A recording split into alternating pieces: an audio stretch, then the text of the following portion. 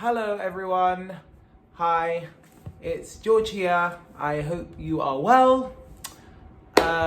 Today I'm just going to talk to you about some of the things that I experience living in China that I think are pretty cool. Now, I'm currently in my apartment. I've been living in China for a year now, and when I first moved to China, I lived in a hotel apartment for a year. With my job, they told us for the first year we had to live in a hotel apartment, which was a lot smaller than this. And now we live in a much bigger, or I live in a much bigger place. We had the choice after a year to stay in that hotel apartment or move, expand, and live alone, live independently. So I decided to live independently. And it's awesome. I've been living independently for about a month now, a little over a month, and I'm going to work soon, but it's been really nice to have that time off just to, get everything ready. So maybe I'll make a video soon about or giving you a bit of a tour of the apartment to see what it's like. There's a really nice view out there. But today I wanted to talk to you about some of the cool things. Let me turn off the AC because it's probably noisy. Some of the cool things that exist living in China, because I always thought that it was just a known thing about what China's like and some of the really unique, interesting, accessible things that exist in this country. But whenever I tell my parents or sisters or friends from outside the country, they're always amazed, whoa, that's crazy. So, and I don't think I even realized when I first moved to China that it was so crazy futuristic until I moved here. So I'll tell you a little bit about that. So the first really cool thing is that, now I'd show you on my phone, but my phone's is filming me. But the first really cool thing is WeChat. Now, WeChat is like a chatting service. So it's like WhatsApp, but I guess it's more controlled by the government because it's one of the only ways you can pay for things. So China is almost completely a cashless society. When I first moved here, because when you first move here and you don't have a work visa or a proper visa, you can't put your bank card onto WeChat yet. I had cash only. And paying with cash was really difficult because China is almost completely a cashless society, which is a little bit annoying for when you first move here and for foreigners who are traveling or touring around China. But when you actually live here, it's crazy convenient. Basically what happens is you have WeChat, which is a chat app, and then you've got a pay section. And on that pay section, there's a barcode.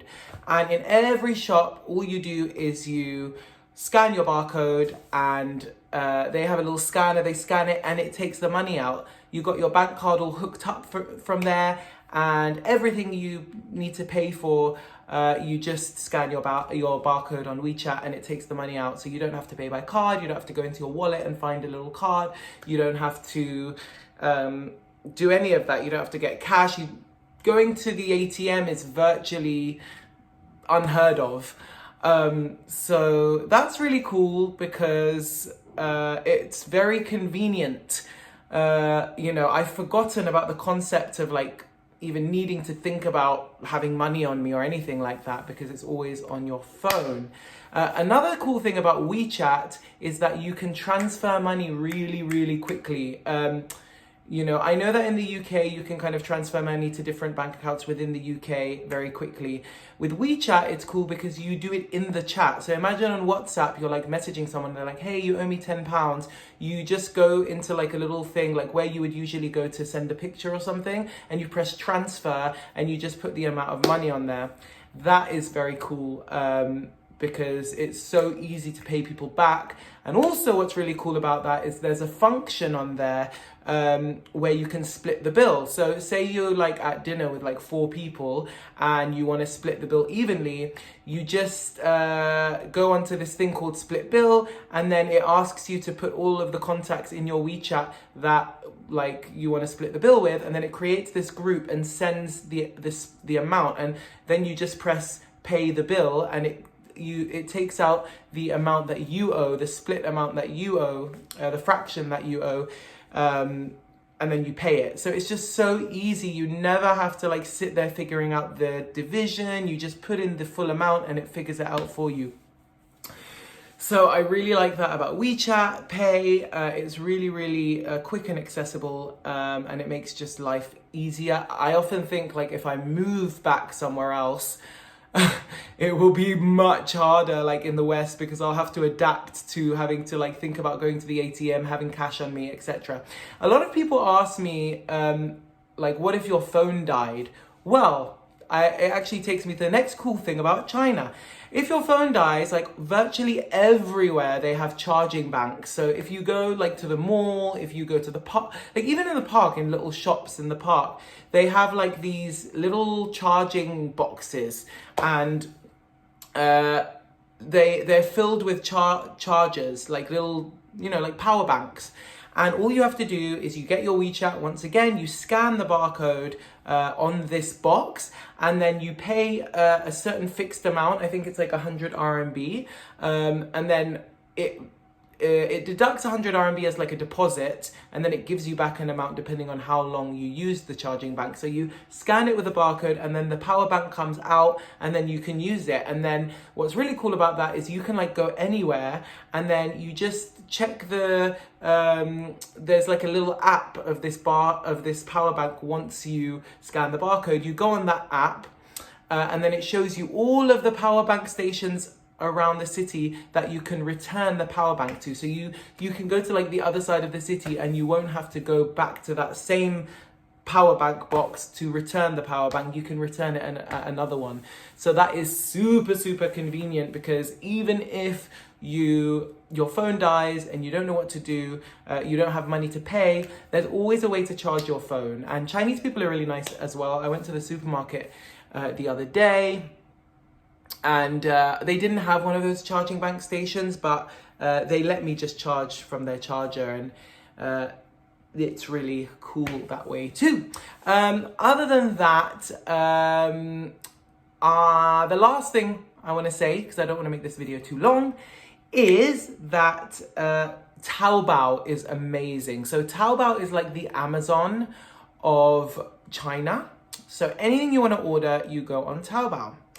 And with Taobao, it has virtually anything. So whatever you want, whatever your heart desires, if you want a triangular TV, if you want a puppy, I swear they even sell puppies on there, you will get it. And if you don't know what to type in, you just put the picture into the search bar. Like there's an option to put a picture into the search bar, and then it finds similar products for you. And it's almost dangerously too easy, because you just like press order, and then it goes bing, it does face recognition, and then it delivers to you within 2 or 3 days. It's not like, I know it's like a small thing, but with Amazon, like the process of checking out is a lot longer. With this, it's literally face recognition, you've paid for it, and then it shows you the truck on the map and how far it is. It takes you step by step. If you want to find out information about the product, there's a live chat for every product you want, and they'll chat with you and help you out. So that is super efficient, and it saved me in many situations, and things are so cheap on there. Now, I can think of like a few other things that are convenient in China. Very quickly, the groceries, if you want to, like I never go to the grocery store because there's an app. There's literally an app for everything in China. So the grocery store app, Hippo, there's a lot of them, but I use Hippo. And again, you just order it, and you can schedule the time that it comes to you, and they come straight to your door. So say you're at work and you want to have like food ready, or like some food ready to cook by 6 p.m. Then you can put like, you know, 6 p.m. delivery, and then they'll come and deliver it to you. So that's really cool. And again, the payment is just face recognition and it's paid for. So everything is hooked up to WeChat Pay and also Alipay. But I'll make another video talking about Alipay, or going into more detail about WeChat and Alipay. But yeah, those are definitely the things that make China more accessible. And very different from the West in the sense that, you know, it's cashless. So it's difficult to pay with cash, which is hard for a tourist, hard for someone who's not from China. But as soon as you live here and you hook everything up, it's so convenient. Like, you know, payments are just like bam. And the crazy thing is, and I don't want to go on for the tangent here, but one other crazy thing is that like oh my gosh, okay, sorry, a couple more things.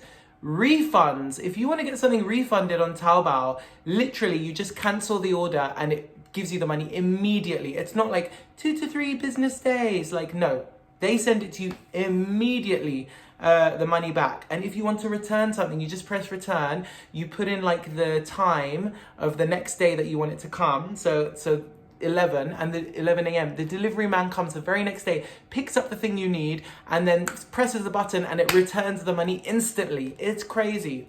But the other thing I wanted to say is that what was I going to say? The other thing I wanted to say is that I've actually forgotten. What did I want to say? Oh, that's what I wanted to say. That also with like, say you're in the taxi and you get out and you forget to pay, it's all hooked up to an app. So they basically, you can't book the next taxi if you don't pay for the one you paid for last. So everything's hooked up. You can never like get away with anything. Not that I would want to get away with anything, but even if like someone gives you the wrong amount of change, for instance, through your WeChat, which I'm not sure how that could happen. But anyway, if that was to happen, you have the history of the company on the details of the receipt that you paid for. So you can always get in contact with the person if you have an issue, or with the company if you have an issue. So everything's hooked up. Everything is so efficient and like just solvable. They're really great problem solvers here. So those are some of the things that make China very accessible. I hope you enjoyed this video, and I'll be making another one soon talking about something else random. All right, guys, thanks for listening and see you next time. Bye.